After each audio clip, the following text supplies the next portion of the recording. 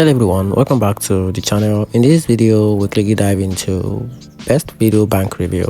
So let's dive into it. So talking about video bank, video bank was once a popular choice for anyone looking for a fully digital banking experience in Germany.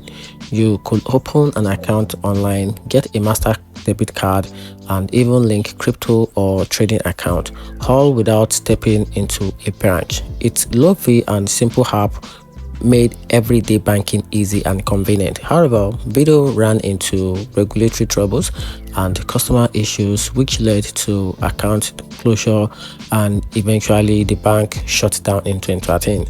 While it was great for digital convenience and crypto enthusiasts, the experience shows that the stability and support are just as important as modern features. If this helped you, like the video, subscribe for more banking insight, and comment what digital banking features you do value most. And that's it.